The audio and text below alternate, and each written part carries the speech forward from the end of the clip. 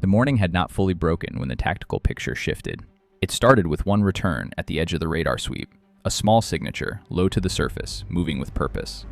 Before the watch team could fully process it, a second appeared, then a third.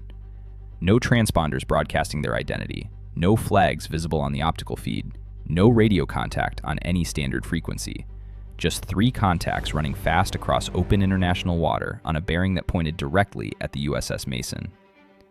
The destroyer had been holding a steady course through one of the world's most contested stretches of ocean.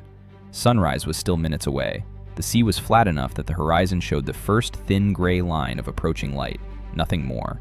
A routine transit, the kind of morning that fills a logbook with nothing interesting. Then the Combat Information Center called the bridge, and routine ended. The contacts were running without AIS, which meant they had either turned off their identification systems deliberately or never had them. They were moving in formation, which meant they were not lost. They were not fishing boats that had drifted off course. They were not a vessel in distress. Vessels in distress slowed. Vessels in distress answered the radio. These 3 were doing neither. They were accelerating. Inside the CIC, the watch team pulled the surface plot up tight and began logging every bearing change, every speed increase, every deviation in heading. The tactical picture was already telling a story, and it was not a story about a chance encounter. 12 nautical miles of open water separated the Mason from the 3 contacts. At the speed they were running, that distance was a clock, not a buffer. The first radio call went out on the international bridge-to-bridge frequency. Standard language. Firm, clear, professional. Unidentified vessels. This is a United States Navy warship operating in international waters. You are approaching at high speed. Alter course immediately. No answer came back. The 3 contacts kept coming. There is something particular about that kind of silence.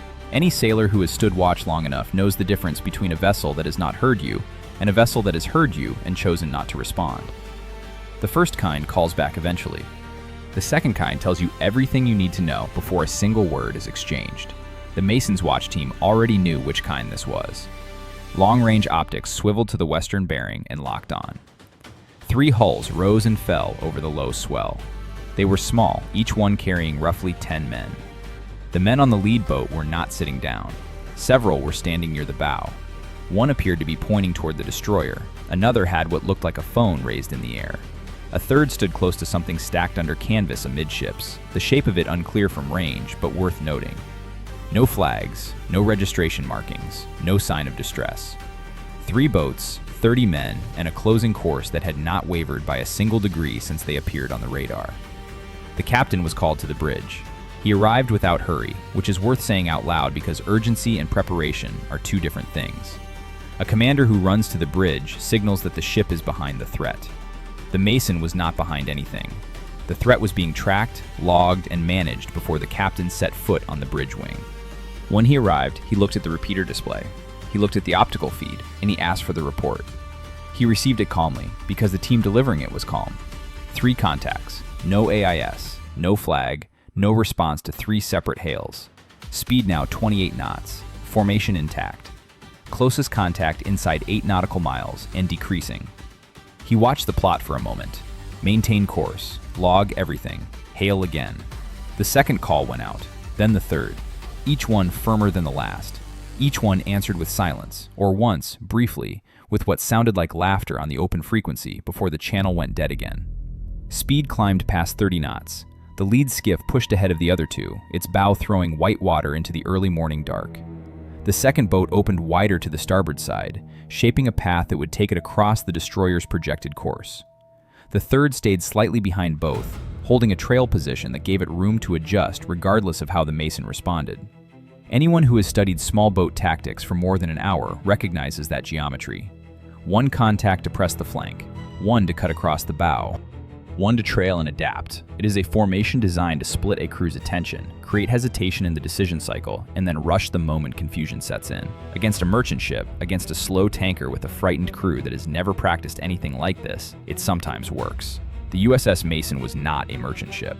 At 5:25, the ship's whistle fired across the water. 5 short blasts, the international signal for danger, loud enough to carry over the engine noise of 3 outboard-driven skiffs at 1.5 miles. The sound rolled across the sea, flat and hard. Skiff 1 did not slow. Skiff 2 tightened its angle toward the bow. Skiff 3 increased speed. The force protection teams had already taken position before the whistle sounded. They moved to assigned stations the way people move when they have rehearsed the same drill until it becomes instinct. No crowding the rails, no unnecessary exposure, controlled spacing, eyes forward, weapons ready but not reckless, body cameras recording. The ship's optical systems fixed on all 3 boats simultaneously.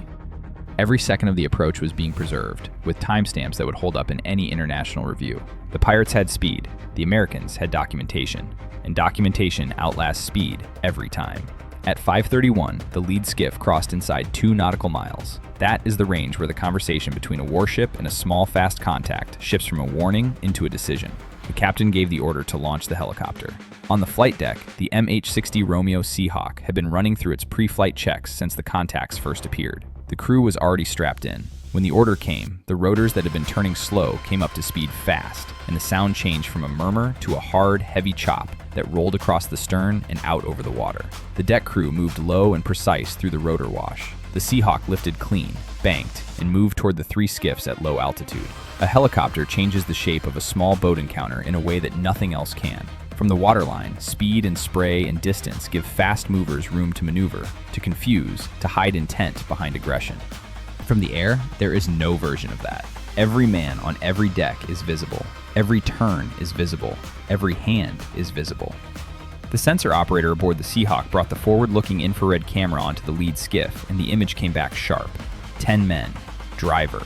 Multiple personnel forward. Equipment stacked amidships. No compliance. No response to the aircraft's presence. Still inbound. Seahawk to Mason. Lead contact non-compliant. Multiple personnel visible forward. Recording continuous. Copy. Maintain safe orbit. On Skiff 3, 2 men looked up at the helicopter. One stepped back from the bow. The boat's wake shortened for a moment, a small but readable sign.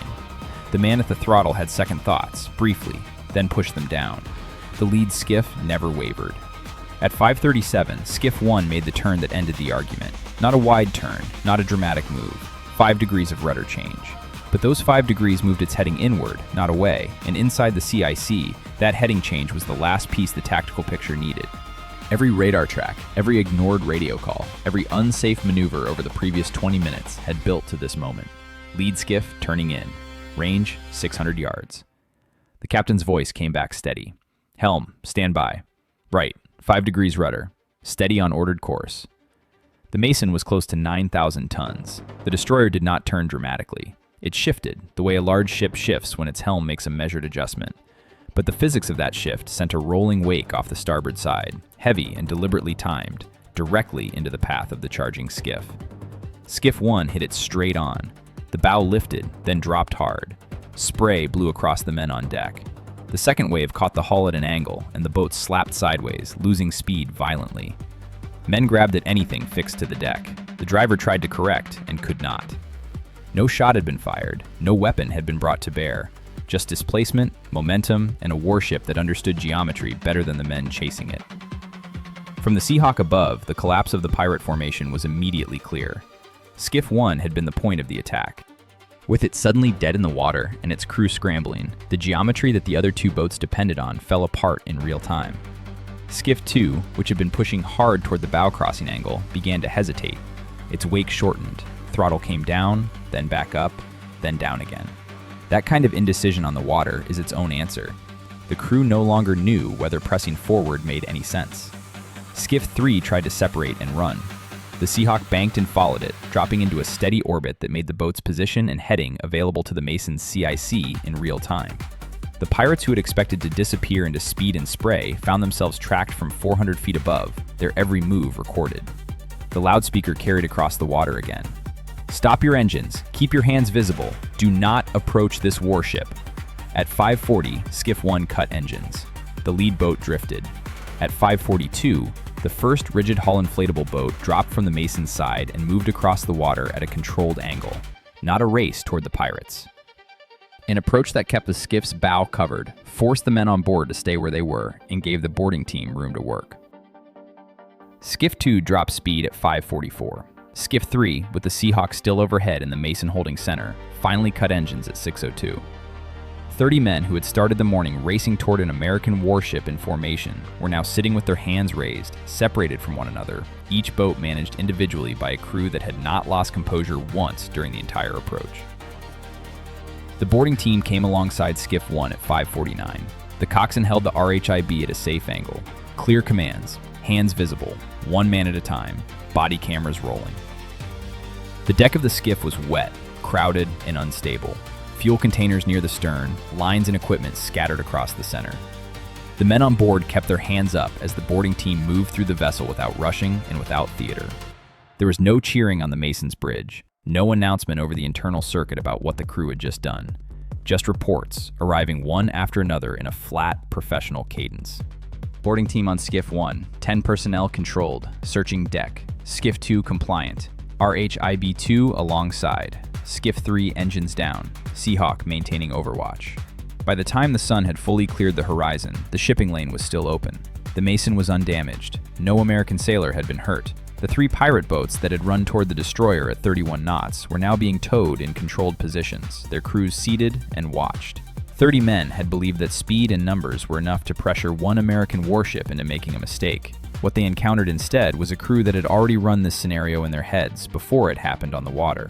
A crew that had procedure for every stage of the approach, a helicopter on deck before it was needed, radio logs that started the moment the first contact appeared, and a captain who understood that the most effective thing a warship can do against a swarm is refuse to be surprised by it. There are people who would have ordered a warning shot earlier. There are others who would argue that waiting for complete control was exactly right, that every second of patience added to the documentation and subtracted from the pirates' options.